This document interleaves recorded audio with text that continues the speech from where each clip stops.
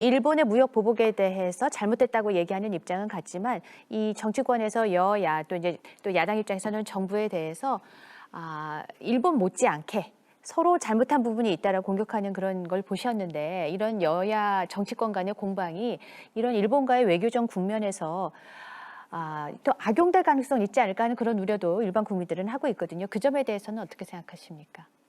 호사카이 주의. 예. 네. 지금은 아까도 제가 말씀드렸지만 큰난이다라는 측면이 있습니다. 그래서 일단 여야는 휴정해야 한다. 저는 그렇게 생각합니다.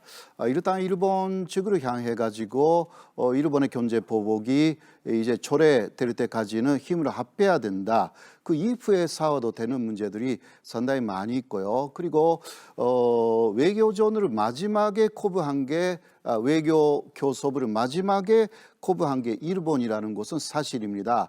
왜냐하면 G20에서 문재인 대통령이 아베 신조 일본 총리하고 정상회담을 하겠다.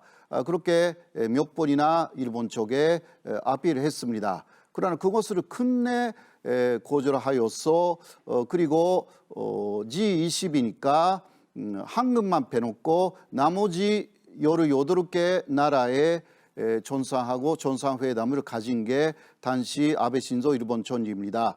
왜냐하면 문재인 대통령하고 정상회담을 그때 했었더라면 경제보복을 못하게 되니까요. 그래서 그렇게 해서 완전히 외교 교섭을 차단시켜 놓고 그 이틀 후에 갑자기 경제보복을 선언해 가지고 3일 후에 그것을 가동하기 시작했습니다. 이것은 아주 비열한 파르하바 기습 공격, 진주만 기습 공격하고 같은 수법을 일본이 사용했다라고 할 수밖에 없기 때문에 이럴 상황에서 여야는 휴정하여서 다 일본 쪽으로 향해야 한다. 물론 안에서 여러 가지 의견 대립이 있다 하더라도 격한 대립으로 가는 것은 그 기익에 절대 도움이 되지 않는다. 저는 그렇게 생각합니다. 예. 일본 문제를 토론하다 보면은요, 이런 게 느껴져요. 다 자기가 듣고 싶은 것만 듣고 보고 싶은 것만 보는 거죠. 사실 여러 가지 팩트들 세 분이 말씀하신 게 다 사실이에요.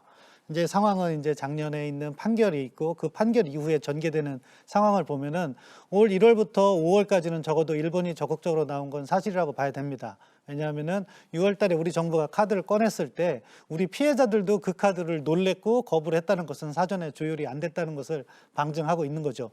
그런데 6월 달 이후부터는 일본이 잘못한 거예요. 명백하게. 정상회담을 거부하고 기습적으로 제재를 한 거죠. 근데 지금 두 분이서 논의하는 걸 보면은 자유한국당 측에서는 1월부터 5월까지 준비 부족을 이야기하는 것이고 민주당 측에서는 그 이후에 잘하고 있는데 왜 문제냐. 그러니까 그 두 개를 같이 논의하시면 되는데 어떻게 논의하셔야 되냐. 한편은 지금 자유한국당 말씀하신 것처럼 그렇게 같이 힘을 모아야죠. 일본의 부당한 경제 제재에서는 같이 결의도 해주시고 똘똘 뭉치는 모습을 보이시되 이 문제의 해법은 결국 다른 쪽에서 풀려고 하면은 결국 강제징용의 문제를 우리 국내 문제가 아니라 한일 간의 국가 간의 문제에 있어서 어떻게 풀 것인가의 해법을 가지고 또 함께 논의하셔야 되는 거예요. 그 부분만 이렇게 잘 정리하면 풀을 수 있는 문제다 그렇게 생각합니다.